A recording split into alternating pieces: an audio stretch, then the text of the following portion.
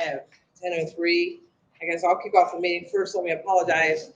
I got behind all of Morris Gladhill's tractors that they're bringing over from Gladhill Tractor Mart to the fairgrounds. So it was lots of slow-moving trappic. And I'm friends with Mr. Gladhill, so I wasn't gonna go screaming by his tractors. So, and you know, one of them's a big a wheel, or like a tank track type thing. What do you call it? Tracks. It was literally a tractor. It's pretty impressive, huge.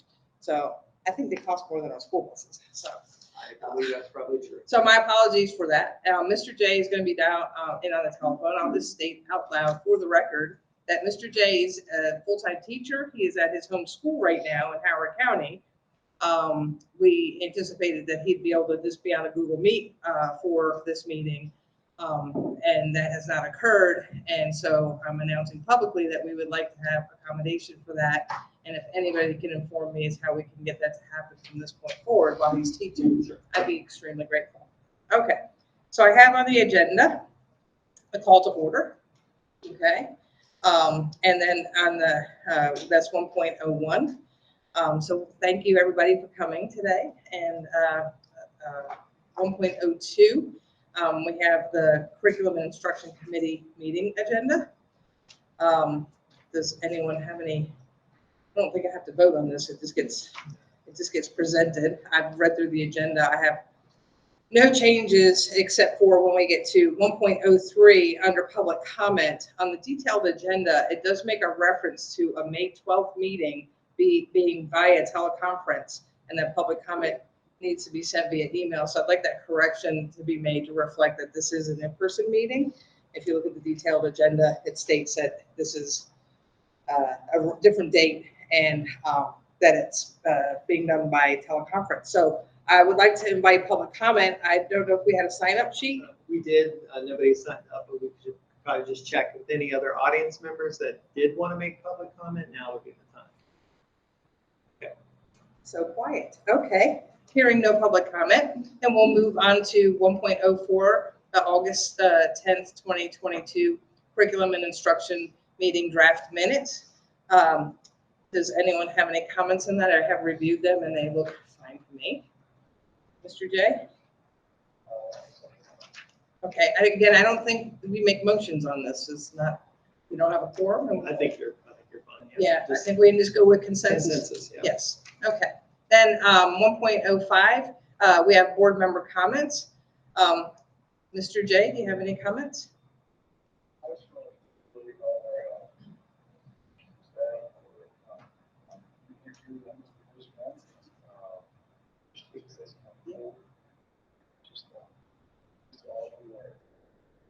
Okay, so he wishes to congratulate all of our teachers and staff for surviving. I don't think that was his words, that's my word. Yeah. The first month, probably he would say thriving for your first month. And thank you for everyone being here today. I have no other comment, okay, other than I look forward to having some formalized way that our meetings are recorded for the public. So we're working on that, and I'm hoping that at least our primary committees of relevant public interest at the moment, which would be curriculum, policy, I think racial equity, that we have at a minimum of those in addition to our regular board meetings recorded and be virtually guaranteed for the public to be able to review at any time. That brings us then to items, or section 2. Item 2.01, the health and physical education updates. Yeah, so good morning, everyone. I'm Kevin Cuppett. I'm the Executive Director for Curriculum Instruction and Innovation here in Frederick County, and have the privilege of having the health and physical education team as part of our department. This is a regular update that curriculum content areas do throughout the year for the C&I committee. As many in the public know, there's high interest right now regarding the new health framework. So we'll have some additional information to reinforce with the public associated with the information that we've shared previously related to that. And there's also information coming from the secondary level about the new graduation requirement for health. So I'm going to turn it over to Brian Griffith, who's our secondary health and physical education curriculum specialist, and Jamie Hitchner, who is our elementary health and physical education curriculum specialist, to do their update. And Mr. Jay, if you have any questions, feel free to speak up so that we can answer those. So, all right, I'll turn it over to these gentlemen. Thank you. Thank you. Thank you for giving us this opportunity to share information on health and physical education, K through 12, pre-K through 12. We have a lot of information, a lot of updates to share. We're going to be starting off with high school health and physical education. And one of the reasons why we want to start off with that is because of the new graduation requirement for Health 2. And I did want to give a few shout outs to some of my teacher leaders who have been working hard on this project for the last few years. This is the Health 2. We have decided to, Health 2 is a requirement for anyone graduating in 2025 and beyond. Frederick County has decided to implement that as a half credit in the 9th grade year and a second half credit in the 11th grade year. So this year, after about a year of curriculum development with a team of teachers, we have 2 teachers, Lindsay Chapman at Governor Thomas Johnson High School, as well as Jess Valentine, at Tuscarora High School, who will be field testing that and providing input with our other team who has been working on curriculum development. So Thomas Johnson actually will be doing it in 2nd term and Tuscarora will be doing it in 3rd term. So we hope to use that time to look over the resources, make sure everything's ready to go, and in the 4th term, develop that training for our other teachers in our other schools who are getting ready to implement Health 2 in the 23-24 school year. And just as an update, they are looking, and you're going to see this in PD2, but the National Association, Shape America, is looking to update our national standards in health education and in physical education.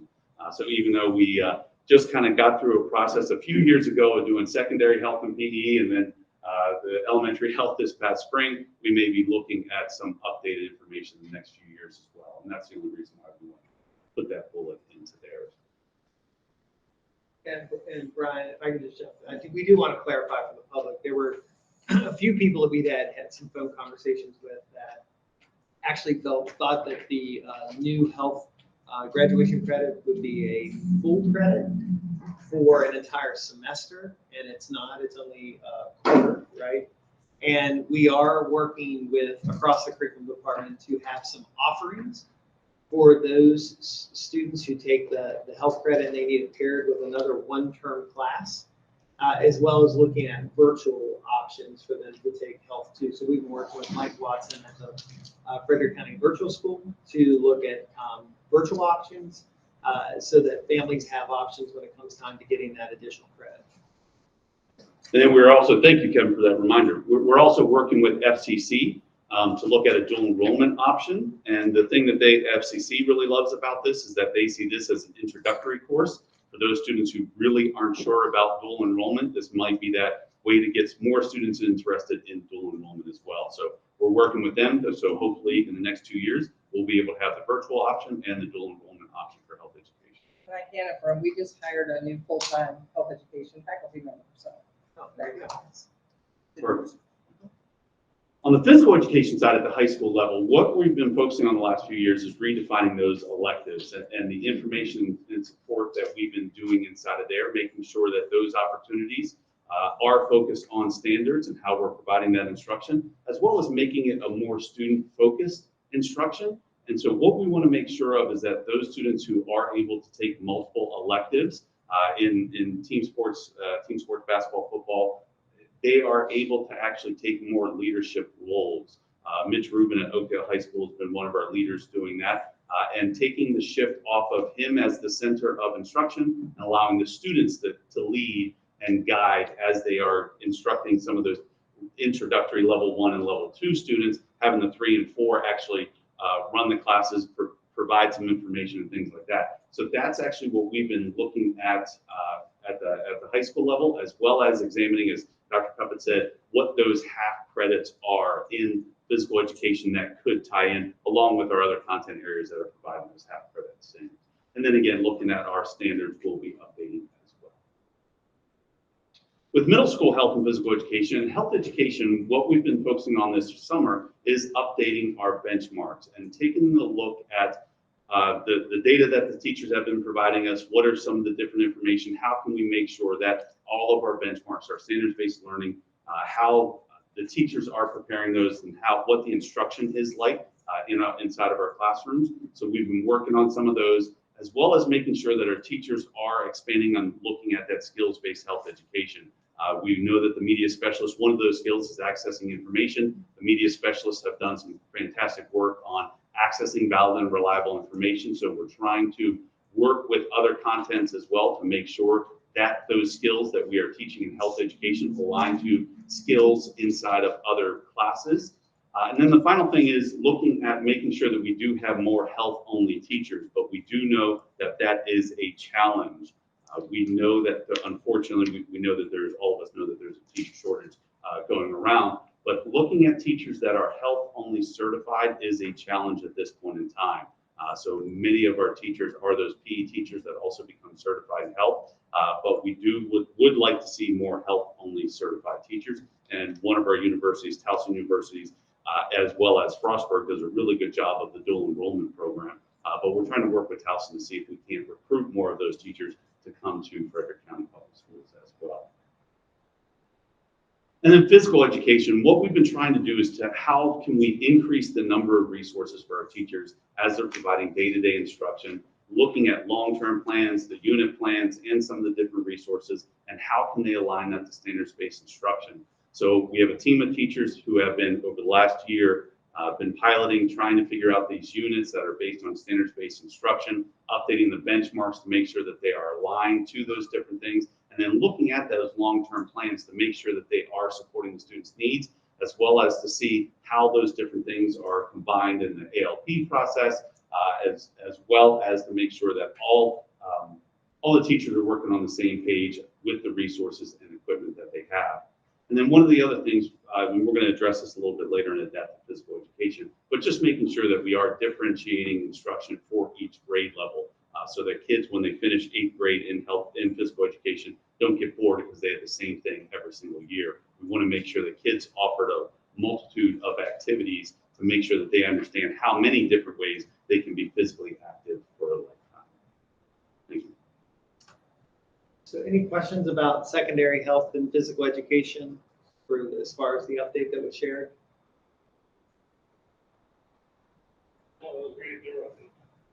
Mr. Jay said no, that was very thorough. Thank you. I have nothing at this point in the presentation. All right, so we're going to shift to elementary health and physical education. Mr. Hitchner, it's all yours. Good morning. Thank you, Dr. Covey. Well, in elementary health education, what we did as far as upon the approval in the curriculum standards last March, the curriculum framework that is, we looked in our summer curriculum writing teams to take all of our current resources, all of our current materials, and simply realign them to the new curriculum framework. So it is an emphasized bullet point up there that no new instructional materials will be released for implementation. So they're vetted and approved. We'll follow the process that we currently have in place there, but nothing new will be presented to our teachers. Our trainings have remained the same. All the materials have remained the same. It's just now those learning targets to match up to the newly aligned curriculum framework. One piece to point out about that framework in our elementary lessons is that the focus of the lessons have shifted from a purely content-based to a skills-based. So having students learn those skills, not just redundantly memorizing rote information and trying to internalize it, but to actually apply that content. The new materials will include movement episodes that align with mind-brain education strategies. We feel like that's a very good place to be as we follow the mind-brain education research. That still students being active up and moving around helps them to think more clearly, to be able to process information in a clear way. The last piece I wanted to give a shout out to, starting with Principal Justin McConaughey at Hillcrest Elementary, was able to fund for the first time a full-time health educator. Her name is Jennifer Mitchell. From all accounts, all check-ins, Jen was part of our summer curriculum writing team. And from all check-ins to this point, I've been able to visit the school a few times and just doing a wonderful job launching this program for our students who are receiving health education that's embedded into their special area schedule. So those Hillcrest students are receiving health education from a certified health educator on a weekly basis. So real proud fact, I want to point that out to you. Yeah, and Mr. Hitchner, if you don't mind, I wanted to emphasize a couple of things for the public. I did receive an email from someone asking about the second bullet. So it says no new instructional materials will be released for implementation until vetted and approved. So give the public a sense of timeline. That won't be until at least next year. The reason being is that we do new materials that have to go through the Family Life Advisory Committee process for approval. And then one of the necessary requirements, especially in those areas of family life and human sexuality, where we had a lot of public interest around those topics, teacher training would be required. And so that teacher training wouldn't even be able to be available until next fall. So when Mr. Hitchner shared that all we did this year in curriculum writing were to take the previously approved materials and align them to the new standards. So anything that we had previously had developed and approved in, say, for instance, nutrition, might have been brought forward to the nutrition standard, the new nutrition standards.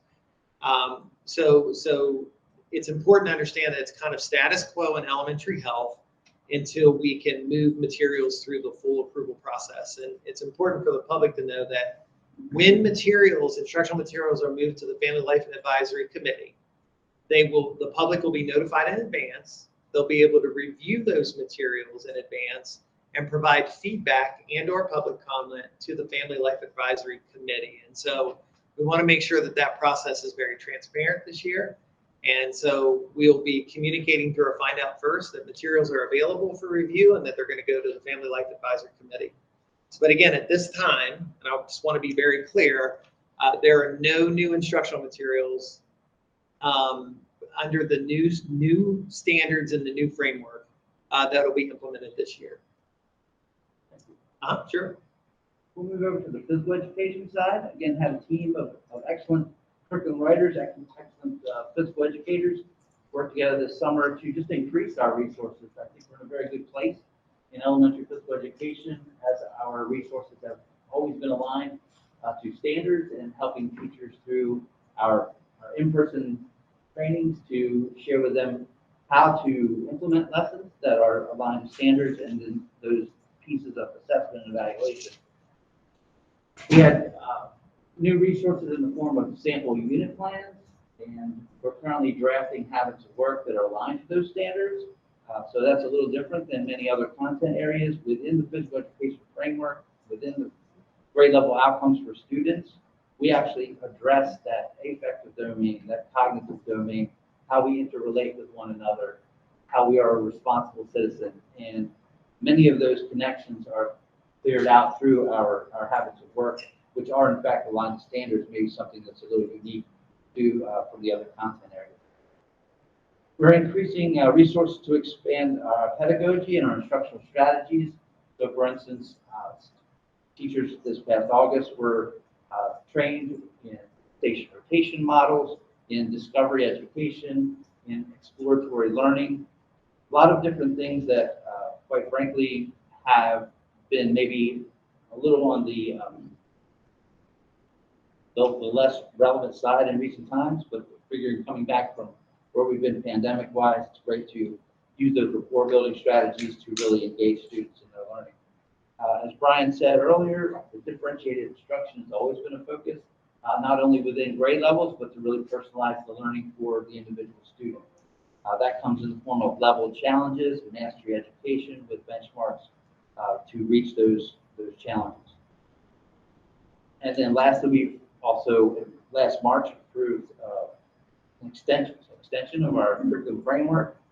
That pre-K piece is now being implemented in many of our schools, and a lot of the focus there right now is exploratory play, but in a very structured environment, helping students once again in their social skills, sharing space, sharing equipment, and what have you there. And I think, Mr. Hitchner, that's really important considering, I think it was 5 years ago, we had one full day pre-K in the system, and we have 59 sections now with the funding that's come out as part of the blueprint trying to get to a more universal pre-K program. So I appreciate Mr. Hitchner getting resources out to our teachers to support working with our very youngest learners.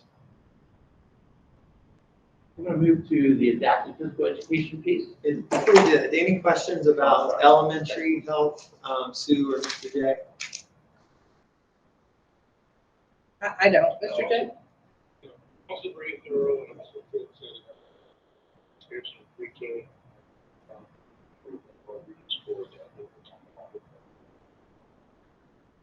Thank you. Okay. And before we move to adaptive PE, I did want to do a shout out to thank our board for adding the additional positions that Jamie and Brian are going to talk about right now. Adaptive PE is an area that we are excited about the growth that we're going to have, and we have so much fantastic programming in place right now that the board's prioritization of those positions is greatly appreciated. So, Mr. Hitchener?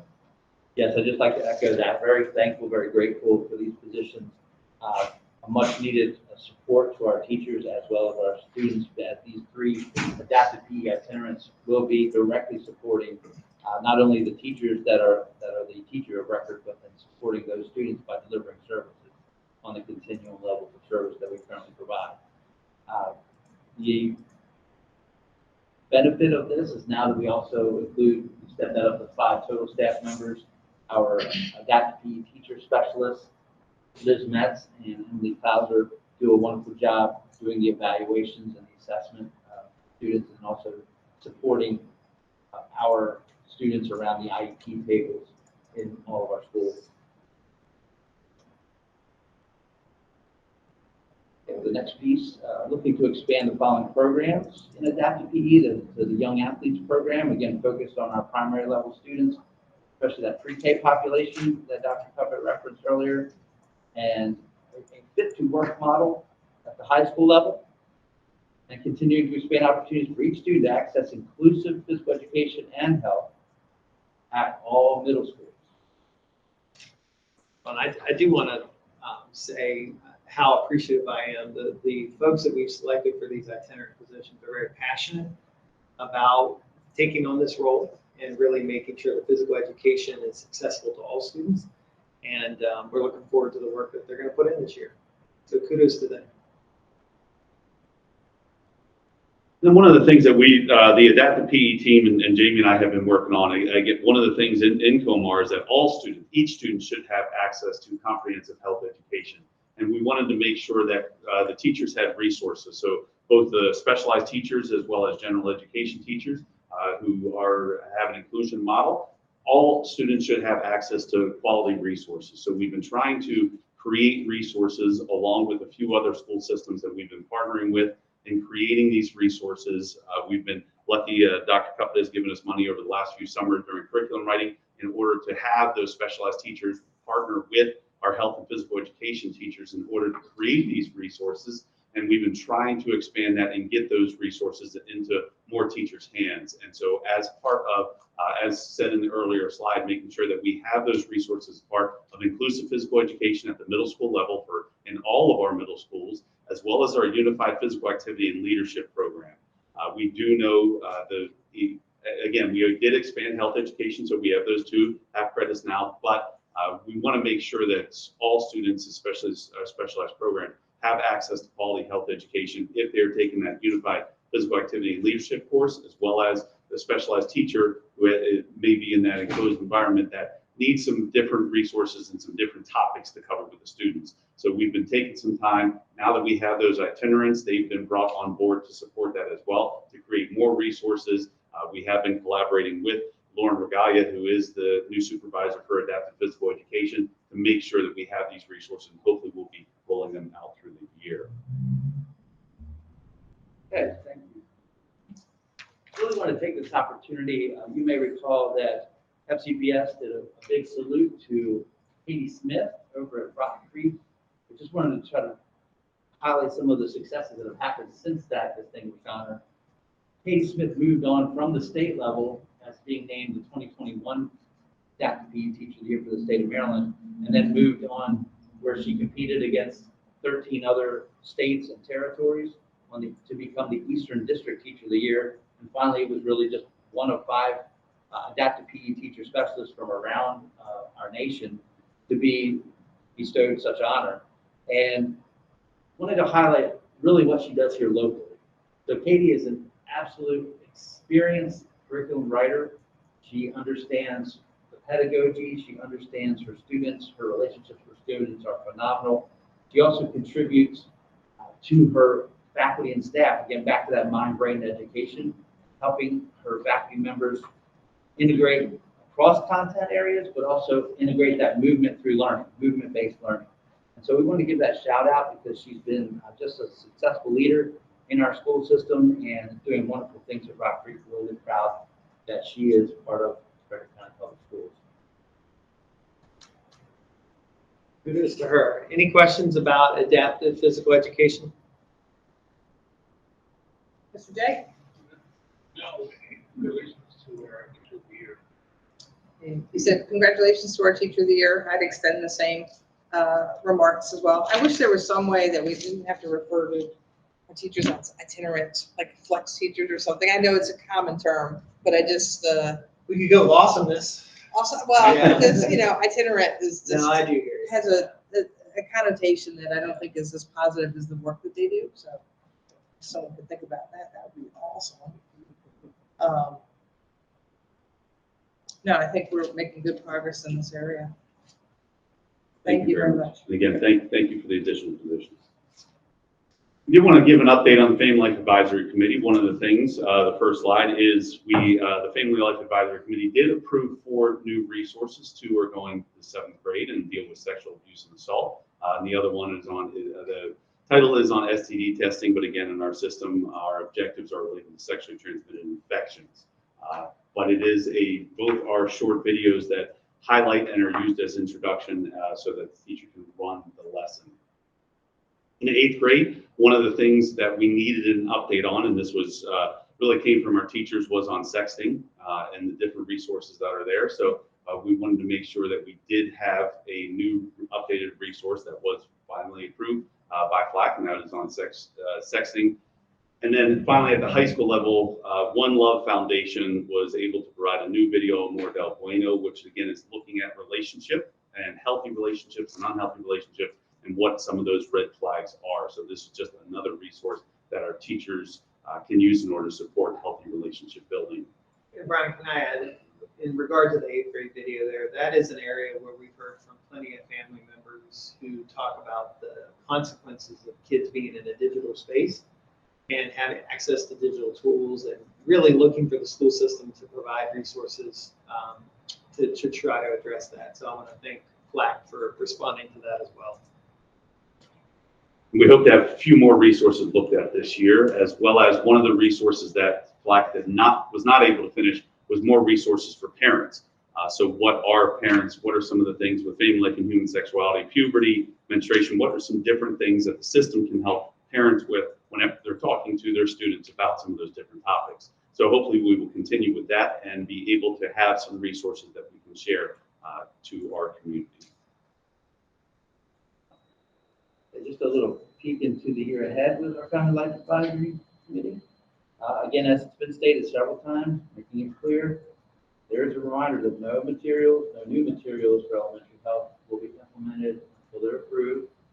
The Family Life Advisory Committee serves as that vetting voice right now, and it also offers the opportunity for public comment, but then also before new materials are approved, those materials will have to be reviewed and opportunities for the public to be able to come out, look at them. And one of the things that I should add in here is that with our materials being scripted, our lesson plans are being scripted at the elementary health level, it would be important to note that those in-person opportunities are probably best suggested. We're going to do every possible way because of copyrights and things that we share, every possible way for the public to be able to review those. Like anything that goes to the board for approval will have to be reviewed by the public first. Specifically to the elementary health piece that we've been discussing here today, if the public would like more information about any of the topics or content that we talked about at this meeting, encouraged to look at the FAQ document that was linked to this presentation and also available on fcps.org. And that was the same, Ms. Jumpin and Mr. J, that was the same elementary FAQ that we shared in the spring, and we just make some adjustments to it when there's new information. I believe we'll find out first was released earlier this year. Right, I think we did it in the spring and in the beginning of the year. Correct. Okay. As far as our meeting structure, Family Life Advisory Committee typically holds 5 meetings each year. Those dates are posted here on the screen: October 11th, November 15th, January 10th, March 7th, and May 9th. Materials pertaining to the family life and human sexuality education will be those materials which will be reviewed by the members of the committee. Prior to the FLAC review, materials will be released for public review and opportunities for the public to offer feedback. Guidelines also, importantly to note, guidelines for parent opt-out will also be reviewed by the Family Life Advisory Committee, and considerations for revision will be presented to that committee this year. Any questions specific to Family Life Advisory Committee? I do have a couple questions. Mr. J has a couple of questions. You might want to chunk them so I can repeat them to everybody here. I think so. First question is what over the statement. So, well, the content, the video, there were, that's what my first question. There will be approved that video. Will be approved that it will go to the student. Is there additional video? Are these videos being shown to students, is his question? After they were approved by FLAC, is that what he's asking? Yes. Yes. So flag has approved for the chicken ball. FLAC has something like. No further check and balance other than approving. Yeah, so the original process years ago, well, a couple of years ago, was that materials like this did go to the board for approval. And then with changes in the Code of Maryland regulations, we brought back to the board options for what they would want to do now that it wasn't required by COMAR. And their decision at the time was to allow FLAC to be the approving body. Is that fair summary? And then they switched it so that the board member and the student member of the board who also sit on Family Life Committee are now voting members as well.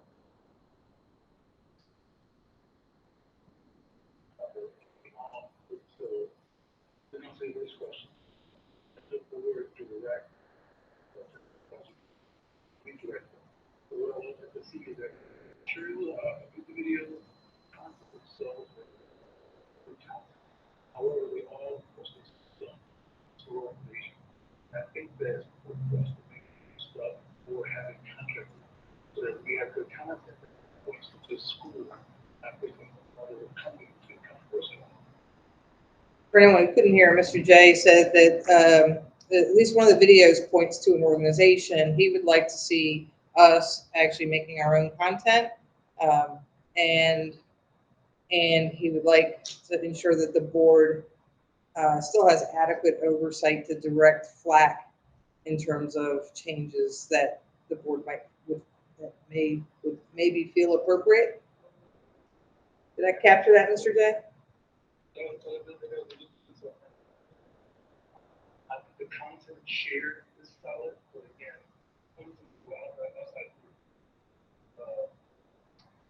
maybe.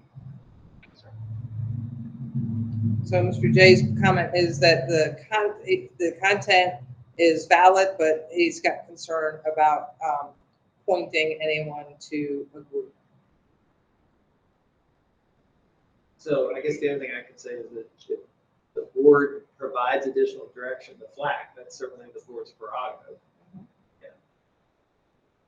And Mr. Bass is going to be the member, continuing to be the member. Yes. That's how we can communicate. Again,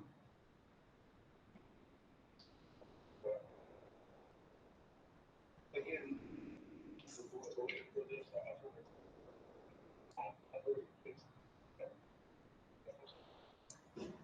Mr. J's pointed out that he voted against the board having this much, giving FLAC this much leeway.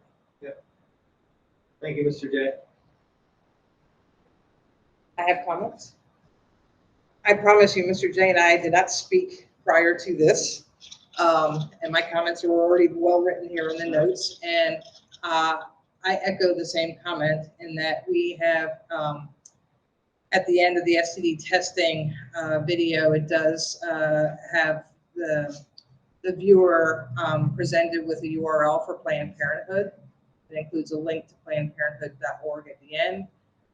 In speaking with, kind of a trusted inner circle of community members, every single one of them felt it was appropriate that we do not point anyone in any specific direction. And actually multiple suggestions came back that we create our own content for that. And on the 7th grade video, the sexual abuse can happen to anyone. That, as far as I can tell, it's on a YouTube site or a link or a page coordinated by amaze.org, which works in collaboration for Advocates for Youth.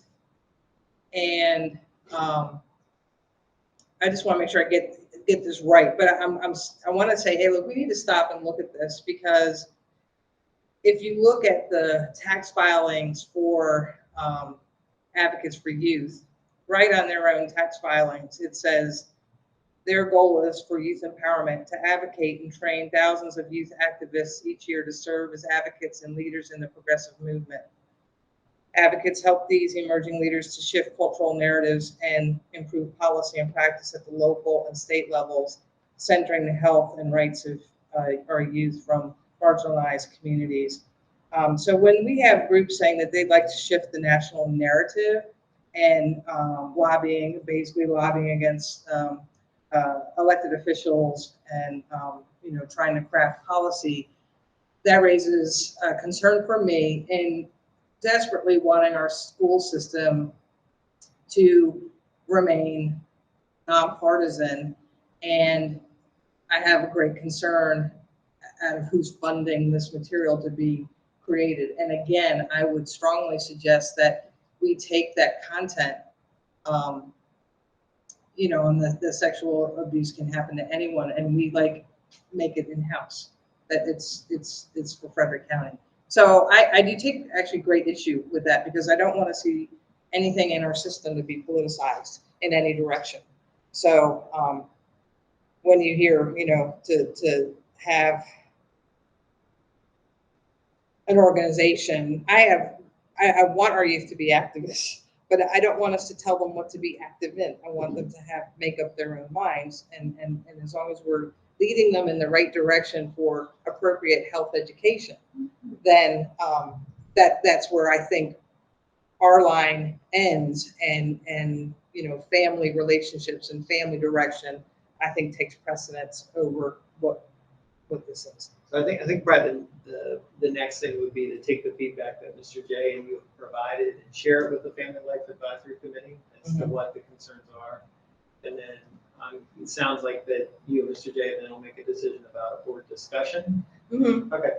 I think so. Yeah, and it's just kind of funny because we're hearing, with a recent climate with, Roe versus Wade in the Supreme Court, that politics has no place in healthcare, but yet we're showing videos to our students, which I think is somewhat directing them to a political direction. And I just think that that's not our job as a system. Our job as a system is to keep them healthy, to keep them safe without politicizing it. And I say that from either direction, whether it's, somebody on a radio show running for an office who's, paid the radio host for services and is now on that, show to, campaigning on FCPS property. I just don't want to politicize our system whatsoever.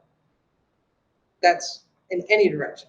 So I think I'd like to pull back and look at this. We got two, I'm imagining. Huh?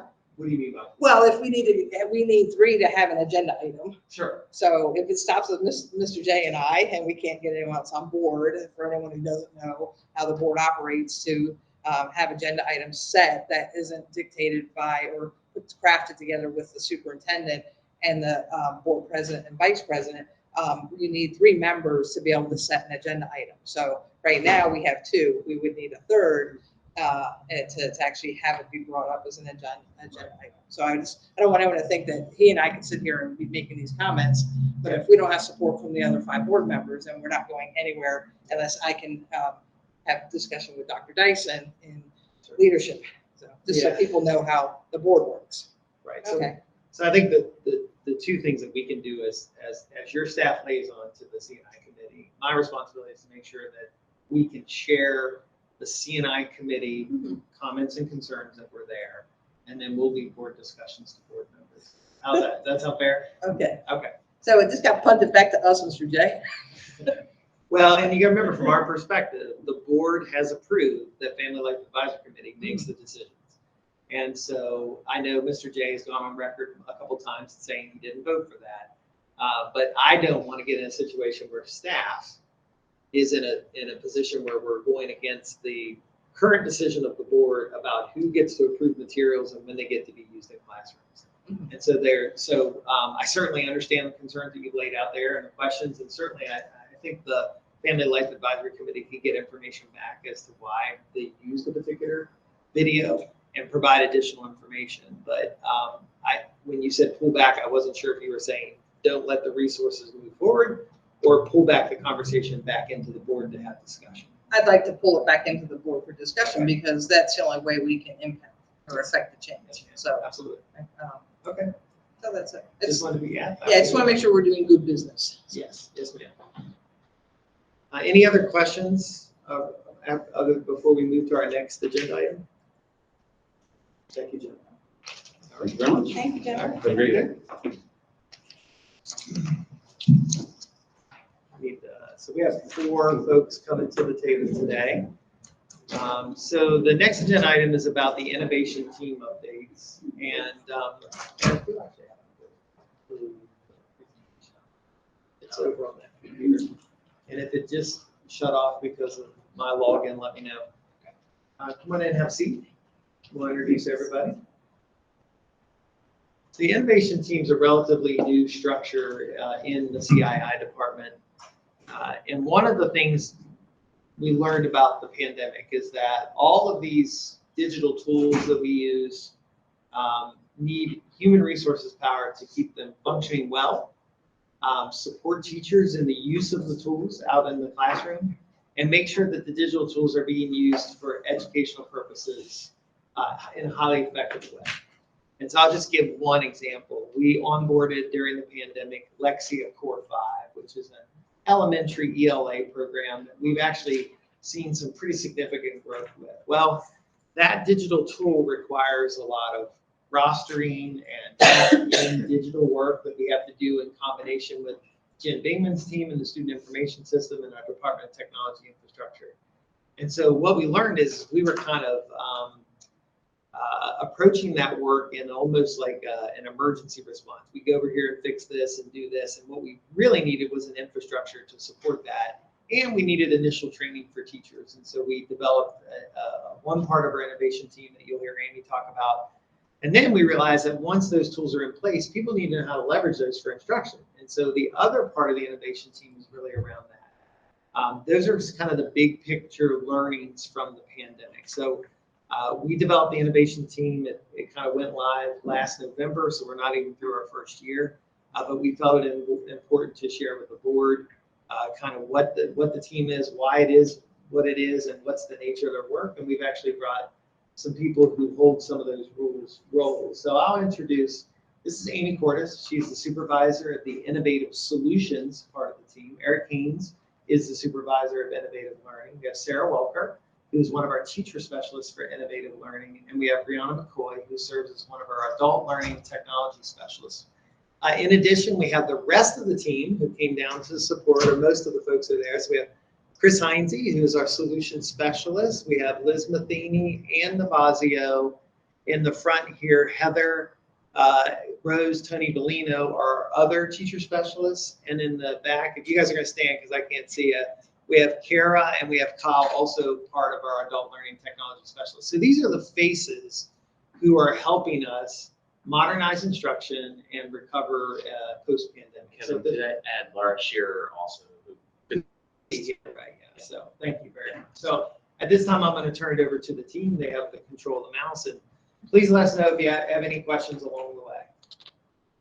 Thank you to everyone for having us today. We're excited to talk about our innovation team and all the work we've been doing over the past year. But to talk back to what Dr. Cuppett just shared, really we are leveraging our human, our intellectual capital, and partnering with ACTS to lift up those high yield practices, streamline our processes, our pedagogy, and really ultimately our goal is to help our students to personalize instruction and maximize instructional time with students. And it really does take a lot of hands to make that happen and make it magical for kids every day. So as you can see here, we have an innovation team overview. This is our current structure. The supervisor of innovative learning and supervisor of innovative solutions report directly to the executive director of curriculum instruction and innovation. On the innovative learning side, we have 6 teacher specialists for innovative learning. And on the solution side, we have 3 adult learning and technology specialists, also known as ALTs, and so a solution specialist, which is a certificated staff as well. Can I jump in there too and just let our board members know that the adult learning and technology specialist position, we worked across the ACTS department, Jen Bingman, myself, Meg Lee. What we had is we had a variety of kind of technology positions that were different, and they were all probably added at different points in time in an organization to serve certain purposes. But we really felt it was time, as we were coming out of the pandemic, to unify those positions and kind of, again, they still deal with specific things in their content areas or in their departments, but we really wanted to kind of make sure that those positions were well aligned. And there are currently 1, 2, 3, 4, 5, 6 in the district. And you're likely to hear conversations around budget about adding those, because what we're finding is they are absolutely critical to keeping the number of platforms that we have digitally running. And I'll just to run through it, we have multiple assessment platforms. We have our Schoology learning management system. We have what we call our flagship. I'm sure you're going to get into this, but really we have more digital tools that are doing great things for students than we had in the last 5 years. So we really added on, and that's why the human resource component that Amy mentioned earlier is going to be really critical. So thank you. And can you please, oh, sorry, go ahead.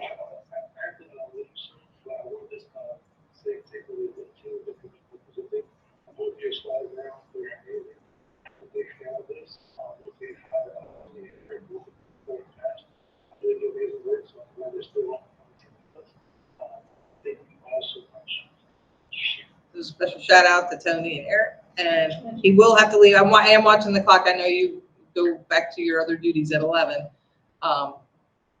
Anything else? Thank you for all your hard work. All right, so you may just drop off, or are you gonna just jump in and say, I gotta go? I'll just get going.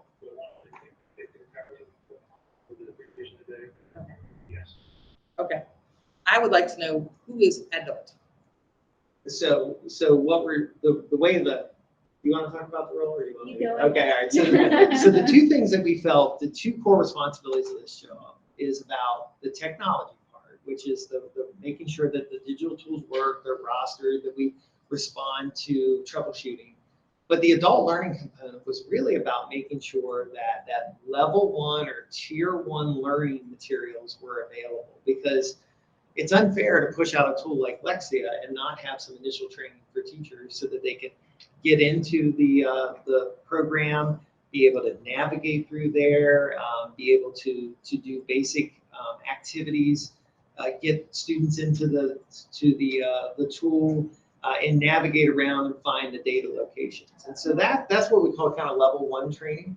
So if you think about the introduction of Schoology, it was, can you get into your Schoology course? Can you find your courses? Do you know how to do basic messaging? Do you know how to communicate with parents? Those are kind of what we call level 1 learnings. And so that's what the ALTS team is responsible for.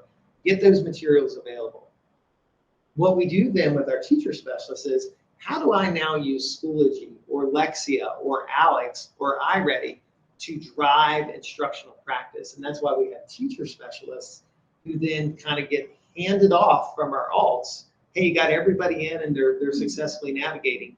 Now let's use these tools and leverage them for instruction.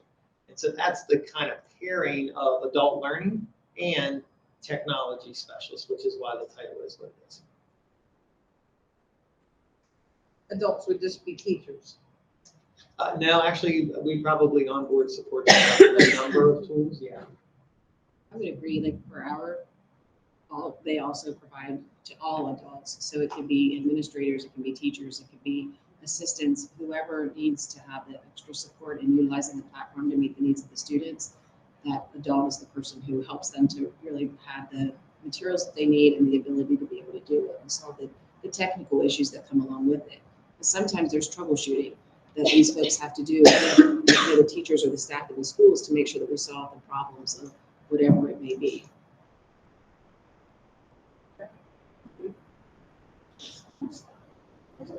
So they just briefly went over some of the things that our ALTs do and our technology specialists, our solution specialists. So as they shared, we're managing our digital ecosystem, ensuring interoperability and streamlined interoperability.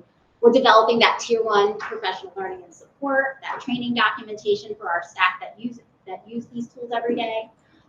Troubleshooting technical issues comes in many shapes and sizes. It's with staff, it's with students, it's with vendors to make sure that the vendors are giving us what we need to streamline those interoperability practices, and when they don't work, to make sure we can get it back up and running as soon as possible. One of the big wins we have here is partnering with our specialists to vet those new tools that are coming into our ecosystem and really enhancing the instruction using the digital ecosystem, because our goal is always to maximize instructional time with students.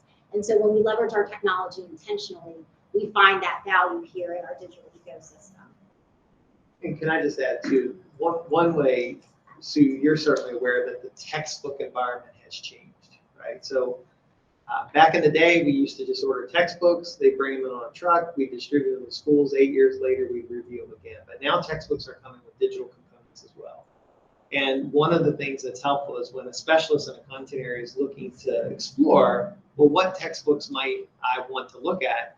The innovative learning team can assist with, okay, well, this textbook has these digital tools that need to be connected to our student information system in this particular way, and it's going to produce this type of data. So they can enhance the evaluation of whether it's a standalone digital tool or whether it's coming from our textbook environment. So we also have our innovative learning specialists. They're going to, once again, they're going to be handed off the tool with our curriculum experts. They're going to develop the professional learning for leveraging that technology intentionally within the instructional program. We're going to identify best practices for personalization with that data that's coming through, as well as the way the tool works. And we're going to provide that professional learning for instruction and assessment, maintain those content connections, which is really important because, as he shared, a lot of our textbooks come with digital components, and we want to be aware of all the pieces of the puzzle as they come into the system. And once again, they're going to also be part of that practice of vetting those new tools, solutions, and hardware as they become available, or as we start exploring those options. So how did we start innovating in solutions this year? As Dr. Cuppett shared, we started in November of 2021. So one of the things we wanted to do is kind of bring forward where our tech stack is as of SY 2023. Currently, we have 52 core tools. Those tools are paid for tools. We talk about Lexia, iReady, Alex, Schoology. All of those are tools that we're using on a regular basis.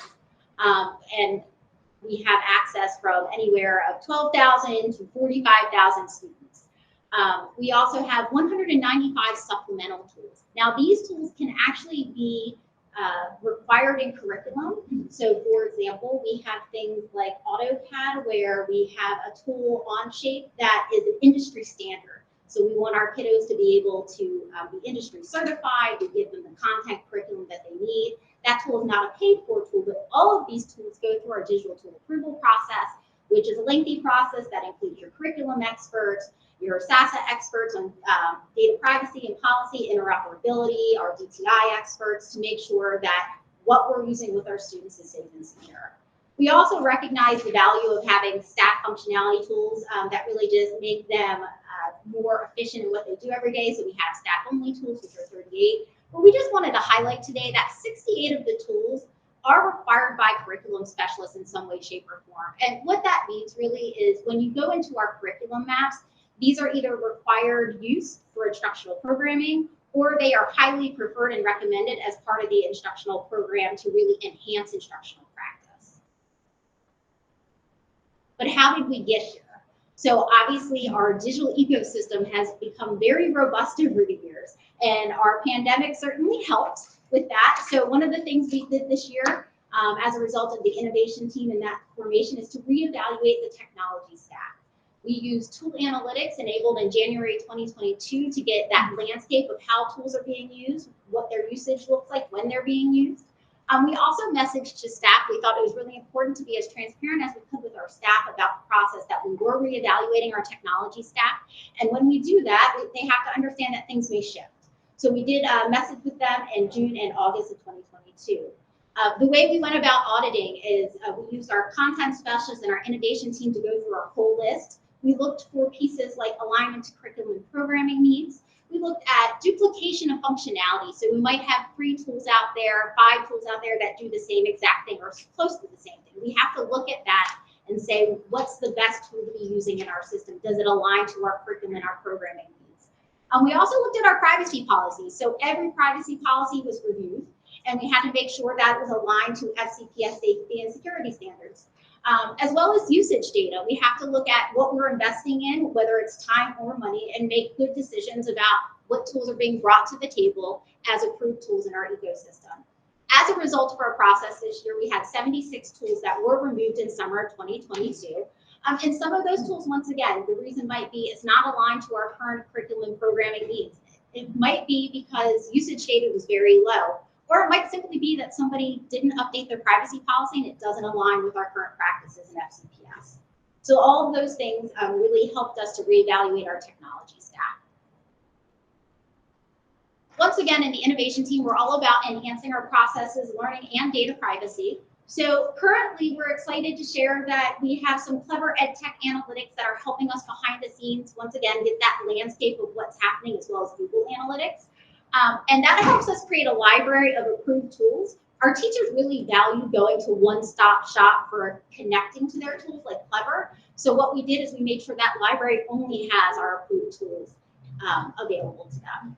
We also have tool categories and filtering capabilities. So as a result of really understanding the way our teachers navigate tools from day to day, we wanted to make sure the categories that they look at speak to how they understand the digital ecosystem. So we currently have premium categories where they understand, oh, a premium version is something that's paid for. We also have preferred, where something, once again, it might be baked into curriculum in a way that highlights that tool. Might not be contracted, but it's approved and it has that safety and security standard involved in all of its practices. And then we also have some basic tools out there, like I said, for interoperability, functionality for our teachers and our students. Once again, those filtering capabilities help our teachers make good selections of tools.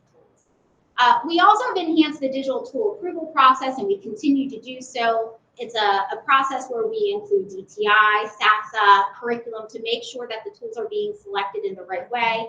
And we use that tool process across acts, and we continue to revise that process as we bring on a new ticketing system, which allows us more dynamic functionality and the ability to make sure that at the end of the day, we feel like the process is secure and giving us the best results for our system.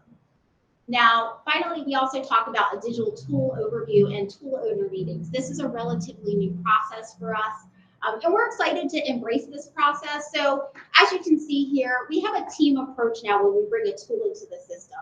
And in CII, we start with a tool owner. Our tool owners say that they need a tool that does certain things, or it might be part of their textbook. At that point in time, the team comes together. We have an adult learning and technology specialist that comes to the table, our SIS team, the innovative learning specialist. We all work together to really understand what the tool does, the vision for the tool, what the technical needs of the tool are, as well as what are the instructional needs, so that when we get to the place where things are approved and rolled out, we have everything ready to go for our staff and our students.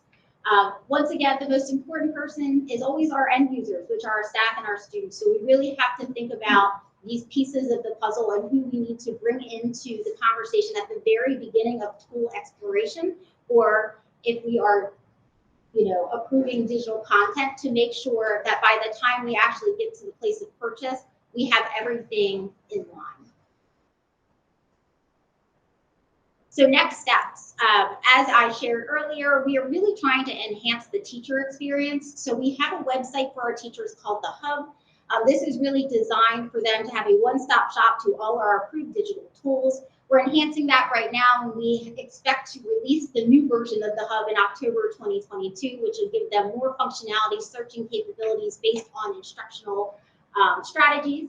We also believe that digital tool work groups are something we really need to invest time in. So if we look across our tools, sometimes we'll see 20 formative assessment tools. When we see 20 formative assessment tools being used, we have to look at that and say, is there a place to have a work group and say which premium tools are available, which ones can we eliminate as a result of the premium tools having the same functionality?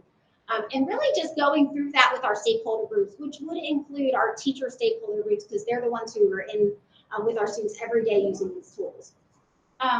Also, we have new guidelines for timelines for onboarding and removal of tools. So one thing we found as we grow in our ecosystem is that guidelines are different in vendor world versus school world. So back to school for us is when our students come back. Back to school in the technical world is months before that. And vendors have a different back to school. So what we're doing here is trying to align all the timelines so that when we get to back to school with staff, all of our tools are up and running, and we are only troubleshooting the anticipated challenges.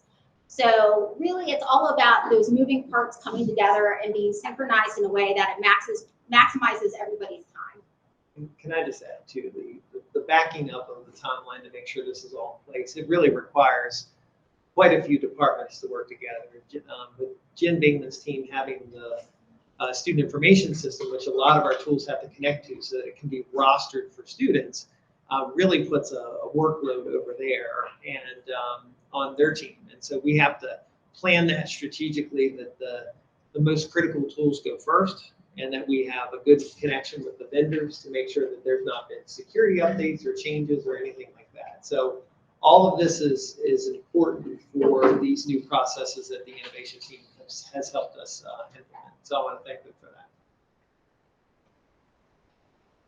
So at this time, what I would like to do is introduce Brianna McCoy, our adult learning and technology specialist, and she's just going to give you a window into what this role looks like and her responsibilities on a daily basis.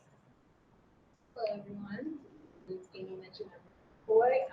With the ALTS team, we manage over 100 digital tools across the digital ecosystem. This includes the rostering of data, onboarding the tool, and Tier 1 help desk support of the digital tools. We also provide documentation and training of these digital tools and the daily management and upkeep of them. I come from a higher education background where most of our departments are pretty siloed, but as I've become more acquainted with the K-12 education side of things, and specifically through this role, I've really been able to partner with our ACTS division leaders and our CII experts in a way that's not really siloed, but as we collaborate across the department, I love that we don't just execute current integrations and implement projects and processes, but we do it together, we partner together with each other to make sure we meet our end users' needs. And I think that's really important in the work that we're doing. I think that one of the larger challenges of the solution side of the team is that we have to prioritize our workflows based on the needs of our end users. And because of that, one of our larger challenges is managing the high volumes of the digital tools, and it requires us to strategically choose which digital tools have precedence. And of course, everyone thinks that your tool is Right. So because of this, it makes our work challenging, and there's so few of us with so many tools. And I like to call the solutions team small but mighty. Yeah. And that's because while we have only been in this capacity for about a year, It's not even- not even a year, we've had some enhancements, we've enhanced some processes and had some accomplishments across our team. So some of them, for instance, would be that we partnered in the rollout of the Maryland Leads Reading Initiative. We've onboarded and implemented the digital component of that project. We've helped centralize and streamline the support of the digital tools and digital tool onboarding process, as Amy's mentioned. And that's really created a positive change within the department. I think we'll continue to bias as a department team. And we provide feedback while collaborating with our counterparts within CII during the textbook adoption process, as was mentioned as well. We really help with the efficiency of the ALTS team, helps with the efficiency of the integrations between not just the digital platforms, but also the digital component of the textbooks that come with those resources. And we also serve as a liaison for the vendors and the team as well. Lastly, we also partner with our innovation team members to create resources, as Amy mentioned. We'll be working on the hub and creating enhancements for those processes. So that will be coming out in October. And we're really trying to just make sure we're leveling up the learning for teachers in the classroom so that they have more of a connection with their students and have more time with their students. So these are just a few of the ways that we're really trying to impact the growth of FCPS on the digital side of things. But ultimately, the digital ecosystem we manage it paves a path toward our personalization, which is what's really important so that teachers can really maximize their time with their students. Thank you. Sarah? All right. Well, good morning, everyone. So you just heard from Rihanna from the solutions world, and I'm honored to be here on behalf of the innovative learning side. So what I really love about our work is we invest our time and energy in teachers, which are arguably the most valuable resource that we have in FCPS. So for us, it's all about people, processes, and pedagogy. And doing that to maximize the potential of our digital tools and programs by directly supporting those that use them. And we really try to build capacity and ignite that innovative spark in teachers so that they in turn can do that with their students and sometimes even with other teachers.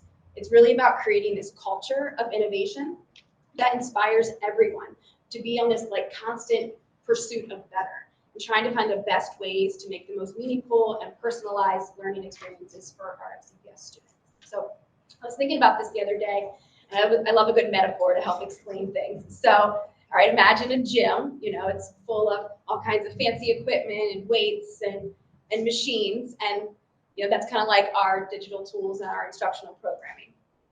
But the goal of the gym is not about the tools, it's about your fitness and your wellness. Just like in FCPS, it's not about our tools and programs, it's about the learning and the student achievement. So our innovative learning team, think of us as like the trainers.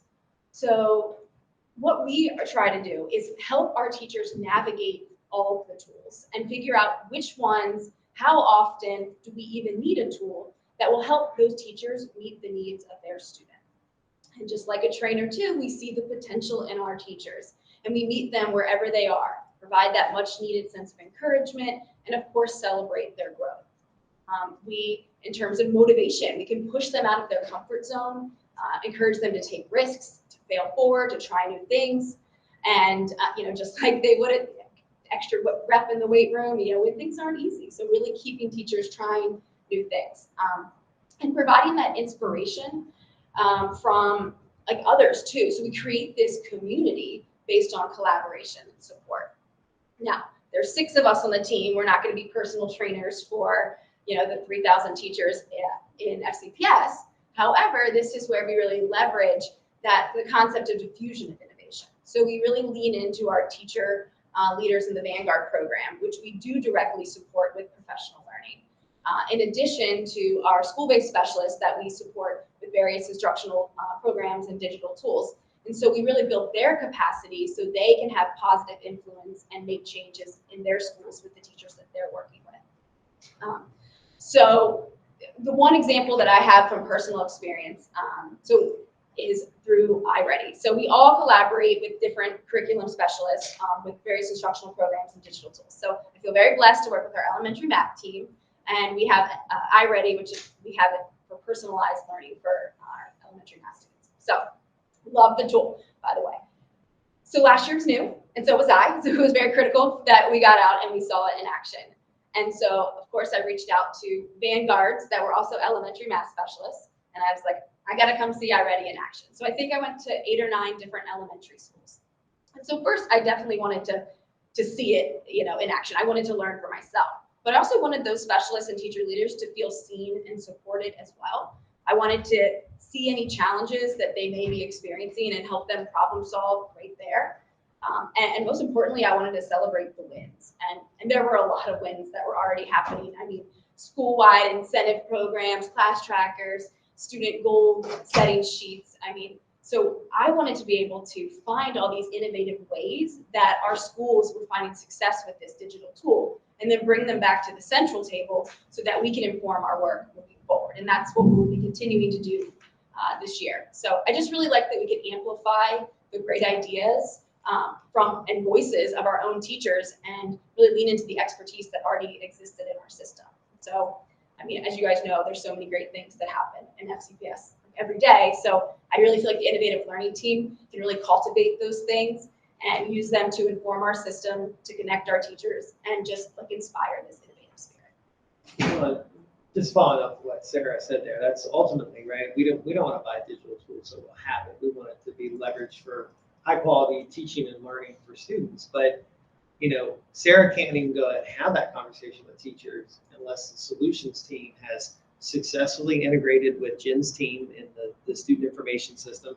Debbie Myers, who's our curriculum specialist for elementary math, has set a vision for how it fits into the instructional program and how it doesn't disrupt the good work that we're doing. And then it's got to be set up, it's got to be rostered, and then Sarah's team can take off from there. So this team is very symbiotic in making sure things work well for our staff and that we can leverage these tools for learning, which I will tell you, when you hear about digital integrations and tools being onboarded in other districts, this almost universally comes back. Like if you're discussing this with superintendents or associate superintendents, is we wish we would have attended to both of these areas more carefully, because you're either focused on one or the other, and you got to have them both. And so that's why I'm very proud of the work that the team's doing, and that this will continue to be a huge support for the school system. Thank you so much. So Actually, before we jump to Vanguard, Uh-huh. we just have a little a pause there because Sure. I did have a Lot of comment. information, There yes. is a lot. And Mr. J has definitely jumped off, and this is seriously in his wheelhouse. So I'm going to channel Mr. J, and I'm going to channel a couple other board members as well. I really, really appreciate the enthusiasm that I see at the table, and so delighted to know that we have such dedicated, devoted professionals to helping our students learn.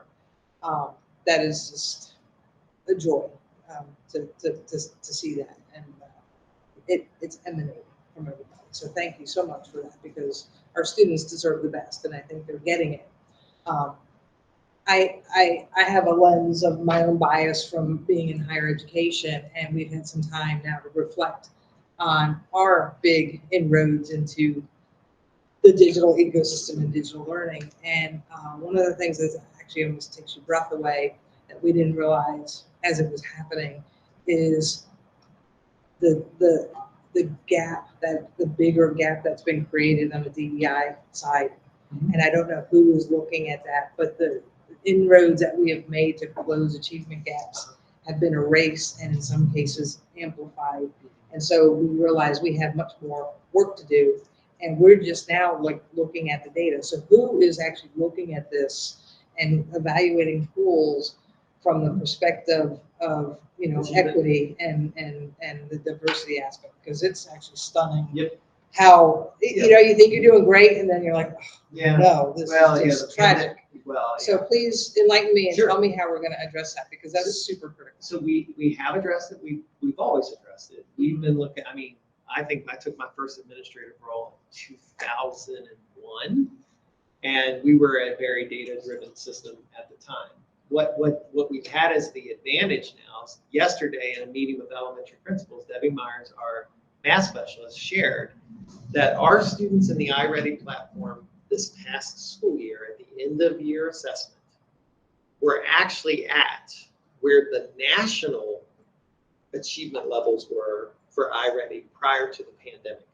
So the number of students that we had in our lowest areas, which are indicated by red on the platform, we had such a small group compared to the national iReady platform before the pandemic, which means that if there was a gap in there, we brought that down to pre-pandemic levels. Now, we certainly look at that data along with things like racial categories, special education, EL. We do that as part of our work. But the fact that we're using a data tool that 3 million students use across the United States shows us we can compare our performance over a very large sample. We can do that in the Lexia platform. It's not quite as big, but it's pretty significant. We can do it in the ALEKS platform. That's where it's the responsibility of both our school-based instructional leaders to use the data that they have available. And we have a number of assessment platforms that Jen's team handles, including the DIBELS assessment. So they work in conjunction with our curriculum specialists to really talk to teachers about how that data looks. So what's great about the innovation team is somebody like Sarah could actually go out and sit down with a group of math, like either EMSs, which are math specialists, or even a grade level team or department team and say, okay, here's how you use the data from this digital tool to inform your instructional practice. And remember, the data tool is only part of that. What does this mean for small group instruction? What does this mean for identifying students for intervention? So we've been very data driven. The only thing I can say post-pandemic is we actually have more and better sources of data than I think what we did before we came in. So for us in K through 12, it's been exciting to have this rich of a data platform. Do we continue to monitor for ethnic or racial groups? Yes. Special education, EL, and then even some data platforms we can identify for advanced academics purposes. So we do that. All of the ACTS division is very cognizant of that, whether it's AAE department. So you're disaggregating the data? Yep, Because yep. I was not aware until like we were undertaking that work, that we're not going in the right direction. And we've been monitoring throughout. We thought we were. Yeah, we've been monitoring throughout, quite frankly, because we increased the amount of assessments that we were given in the performance series so that we could really monitor each student throughout the pandemic. And then to make sure that the teachers had the data available to them. Because that's really the level that we want it to be as personalized instruction and making sure that teachers know exactly where each student is so that they can respond. And so that's where a lot of the alts spend their time, is making sure teachers understand how to access the data and then use that data in order to help inform instruction. That's where ALP comes in, so that they have the conversations collaboratively to determine what should be our instructional strategies that are going to support each student, and then how do we intervene when students are struggling. And so that happens at the school level. As well, the school improvement plan. Each school has a school improvement plan with goals, and most of the time they have identified a student group for each of those goals that they're progress monitoring. And so they identify that based on the data that they have from the previous year. And then throughout the year, the school improvement team reviews the data to see how are they performing towards reaching that goal. And again, they're looking at student groups all along the way. So we have that level. And then we also have a systemic level where we look at the data and we make sure that we, as a systemic ACTS team, know where our students are performing, how can we provide additional supports, how folks like Ms. Welker can go and provide additional supports in schools where we see that there are some gaps. And so we actually have kind of like a leveled approach, but like our goal is that it's happening at the instruction level with the student, where the teacher has what they need in order to be able to respond to the students. Thank you for the comforting answer. Yeah, no, And this is. I'm just sorry, can I just add one more thing? Sure. You'll also hear tonight during the special education update about our work with a multi-tiered system of supports. Mm-hmm. And basically that's what we're really focusing on, is making sure that we're data-driven and looking at specific students and responding to their individual need. And schools are really working at that this school year and are really upgrading processes to make sure that we are looking at each and every student each day. Thank you. We'll move on to Vanguard. Yeah, no, I appreciate the opportunity to share about our work and our team. The Vanguard Teacher Program, we're moving into year 6 of this program. It is our teacher leadership program in blended learning, and very excited to kind of just share some updates on that program. We now have 6 cohorts, making up 286 Vanguards that cover 58 schools. Also 5 different departments here in central office with our teacher specialists here.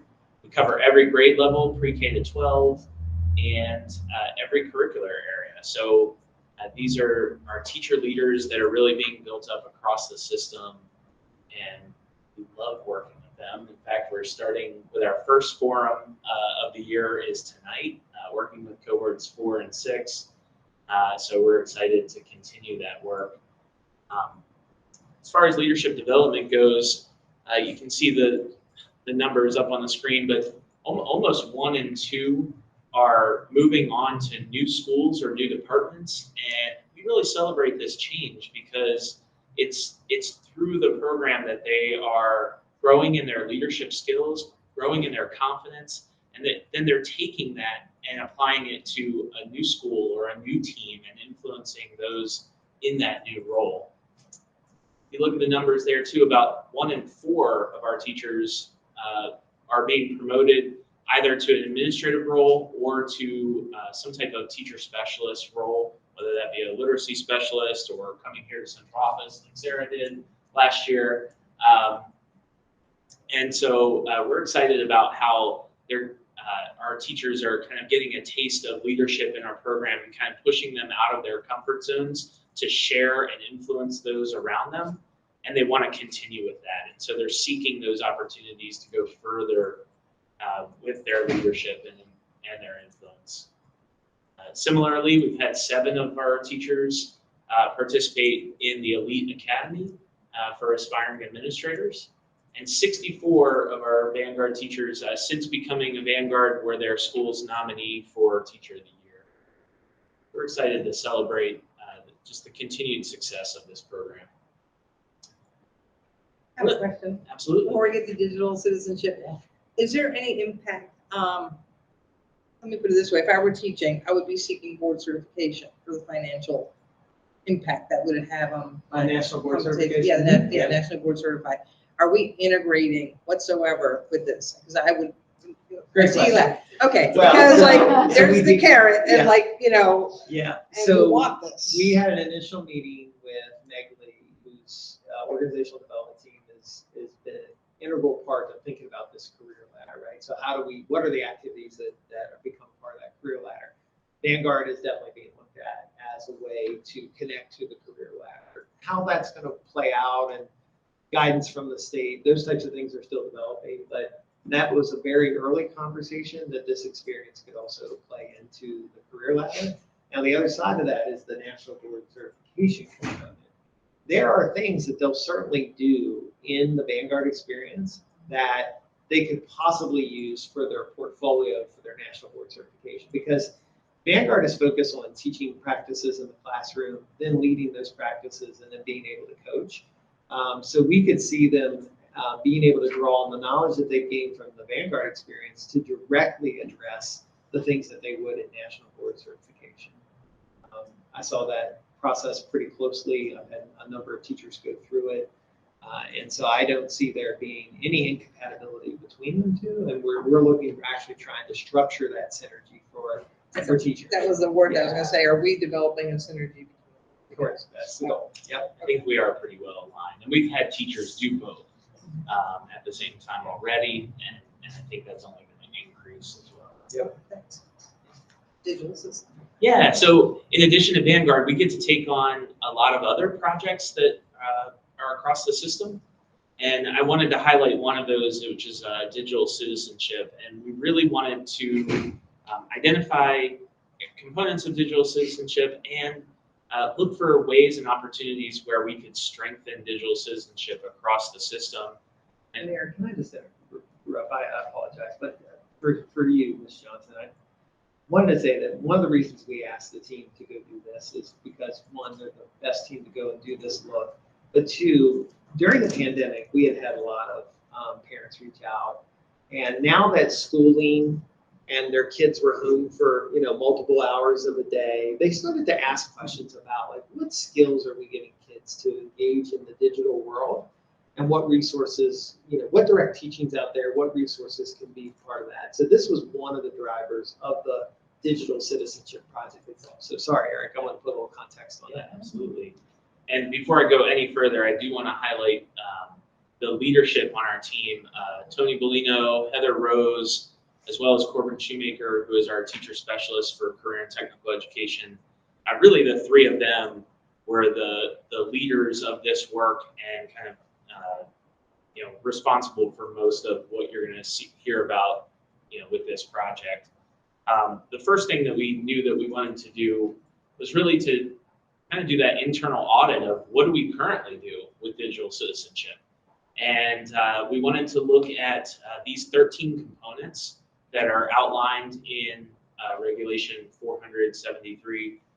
And I think it's important to note that it's, sometimes we think about digital citizenship and we hear a lot about cyberbullying, but it's also things like protecting your password, using resources responsibly, copyright. There's lots of components to digital citizenship. So we wanted to look across the district at what do we currently do in classrooms and in our curriculum.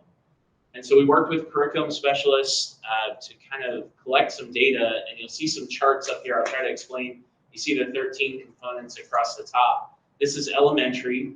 You see some D's and I's there. Those D's stand for direct instruction and the I for indirect instruction. So for example, if I were in a classroom and I assign a project where you have to cite your sources and we do some direct instruction on exactly how to do that, that would maybe be direct instruction around copyright and how to cite sources properly. Whereas indirect instruction might be an assignment where we ask students to cite sources without kind of laying that out explicitly. So it's part of the requirements.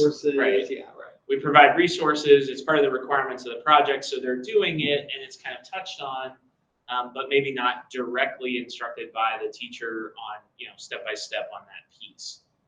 So each of the rows represent different curriculum areas. So whether that's media or math, English language arts, science, social studies, all of our different curricular areas.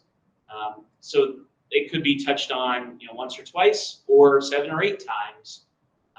And we've in a particular curriculum area. So we tried to synthesize that down into something that we could look at and kind of share to say, hey, we directly instruct in many of these areas. But then there's some that it's only maybe touched on indirectly, or it's only touched on maybe in one curricular area, but maybe not throughout multiple areas.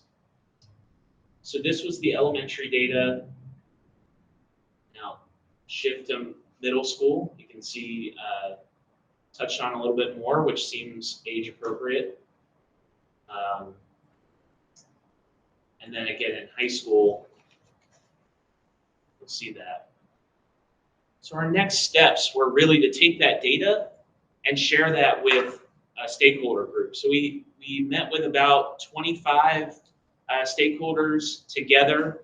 We had teachers from the community, parents, we had parents from the community, as well as teachers, media specialists, school counselors. And so as a team then, a larger group kind of looking through this data and really pointing out where are the opportunities to strengthen our content. And that group then made this plan and made some recommendations. We're already starting to move forward. And so you'll see our initial phase of moving forward with this digital citizenship.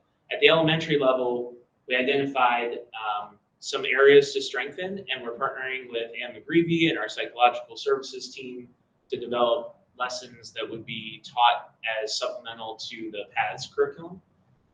And so that's there's separate lessons for the primary grades as well as intermediate grades that are already being implemented for this year. At the secondary level, we're partnered with Brian Griffith as well as Norm McGackey, our curriculum specialist for health and for CTE, to look at how do we strengthen curriculum around digital citizenship for targeted areas in 8th grade CTE classes. We do a lot already in 6th grade and 7th grade with Lab 21 and Intervention and Innovation courses. So we're working with Norm McGackey on how can we strengthen that in 8th grade. And then as Brian Griffith's working on health in high school, how do we continue to help our students to make good decisions when using online resources and interacting online as well.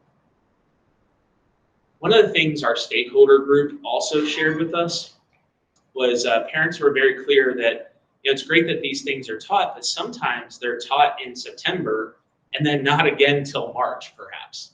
And they wanted something that was a little more consistent, sustainable. And so we worked with Amy and the solutions team, and they're providing us messages that we're putting out to students and parents. And these will be monthly, and we've tried to lay out things that would be topics that would be relevant for that particular time of the year.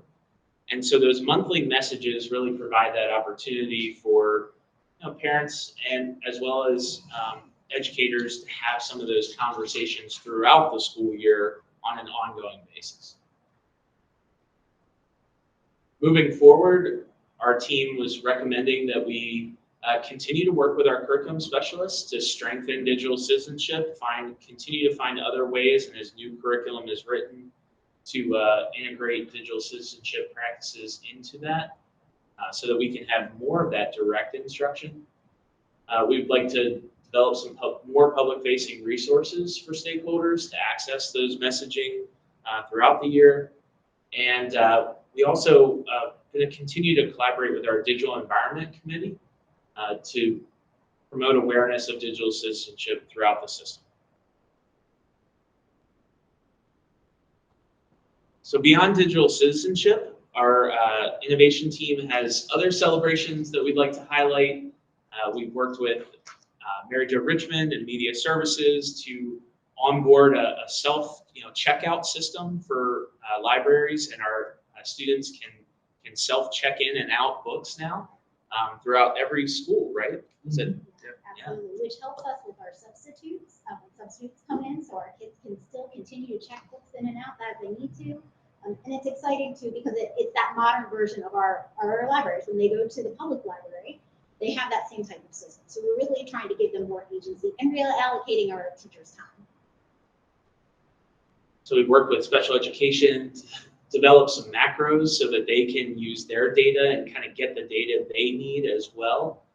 And so that's continuing practice. And we work with the Department of Technology Infrastructure on a variety of projects.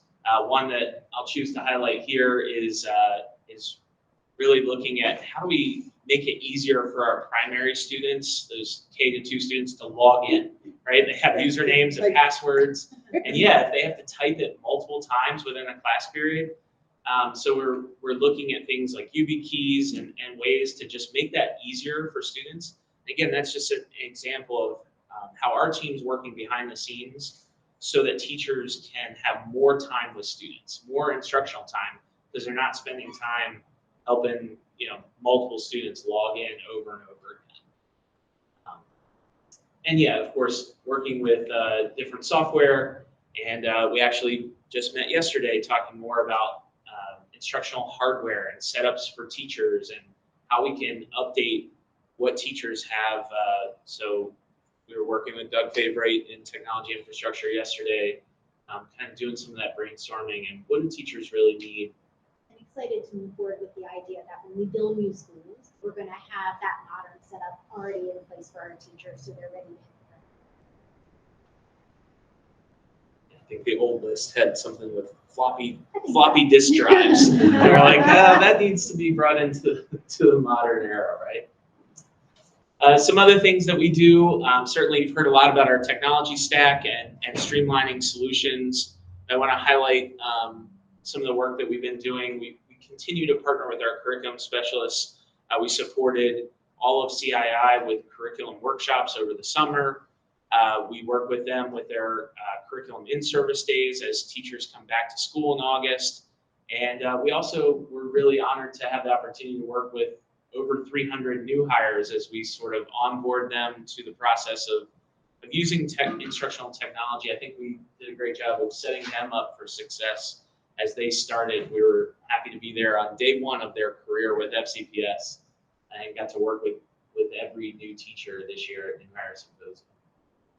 So moving forward, we want to continue our work with digital assessment, partnering with SASA. We're already doing a lot with supporting Performance Matters and iReady, and we want to continue that work. We want to continue our work in leadership development and with our teacher leaders in the Vanguard program. We're also looking to add a new program with Vanguard Plus, just an expansion of what we're doing with our teacher leaders. And continuing to partner with schools and student services around Schoology and getting our parents and students accessing the platform and ongoing process there that we've had a lot of success with through the years. So. Yeah, Schoology price went up, just FYI. No big surprise there, but, so yeah. We could Tell them we're gonna go to Moodle. Or Canvas. Are you kidding? The teachers at Nass would probably run me out on a rail. After 5 years, you switch it? No, we'll be looking at extending that contract. We've been pretty pleased with the school. They got picked up by Power School and that changed a little bit, but we're starting to navigate that. Any questions regarding the innovation team presentation? I think it was excellent. It's just, again, it's invigorating to hear the enthusiasm, the good work, the excellent work that's being done for our students. And on half of the board, I know I can say thank you so much deeply for the tireless effort that you all put forth for our students. It's incredible, really. Of course, we still have our issues that we're working on, and we need to just constantly be looking and making sure we're doing the right thing. On a larger conversation that I've been having with community members and people I work with, I guess I'm in a unique position that I touch education in all different levels in Frederick County, and we're talking about just having a more synchronized effort between the public institutions within Frederick County. And one of the things is I have a number of early college students right now. I don't know why they put them in my class, but I have a bunch, and they have to jump from Schoology to Blackboard. So I would like to see if we could have a streamlined LMS system for the county, and that would require more effort, between the two systems to maybe work together. So it sounds like we should make We'll consider your contract details for for Schoology. I know we've been using Blackboard for the entire time I've been there, which is 26 years. We have used Blackboard since day one. Yep. But we have switched. We've done Moodle. We went to Canvas. We've not as an institution, but we have tried because then Blackboard had really stuck it to us with the price. Change is hard. Yeah. Yep. So I know UMUC or UMGC had their own platform that they developed in house. Yeah. So when you look at the money that you're spending on it, I don't know. I think we need to just also keep looking globally at what's right for our students, regardless of what level they're in within Frederick County. So let's not ever lose that bigger picture. And I say that as much to try to keep me and the colleagues that I work with when I'm not doing work on the Board of Education, that we have students that are going to be coming through, hopefully as lifelong learners. And so this is where they get their start. So this is what's super important. So that's great work. I mean, you should be proud. We are very proud. All the way across the system. So the next item is just future agenda items. Yeah, future agenda items. Yeah, so October, you were aware we have made some adjustments that we're requesting. That's to add the middle school courses, some information updates on what we'd like to do with some middle school courses in November 9. And that's going to be Scott Murphy here and Tom Saunders. And then the board had requested information about approval of library materials after we had shared textbook approval. And we're looking at the December 7th meeting date. December 7th. Yeah. That's the change. The changes are highlighted in yellow. Okay, I didn't print that off. Okay. I thought They sound okay though, as far as Yeah. counting? Okay, great. I think so. December 7th was, That's also board swearing in day, by the I way. was going to say that we have, I think that's at 10, That's and then I feel like it was at 11 or 12 11 is the swearing in. board swearing in. And we will have at least 3 new board members, so we'll be proud. If you think we're gonna be, we have 1 hour until, and I don't know what they're gonna do with the physical space here, but I'll, I was going to say, I don't know if we want to push it up earlier and meet at 9. why don't we find out what the logistics are from staff side, get back to you. Yeah, And maybe we just could, time. we could also just move one up to a later date. Okay, so I think swearing in is It's fixed. fast. It's also pretty quick though, it is. Mhm. Yeah. So, okay, All right, anything else? All right, that's all I have. Thank you. thank you very much, everybody. Thank you, everyone. See some of you all Thank you guys later. for being here. Yeah.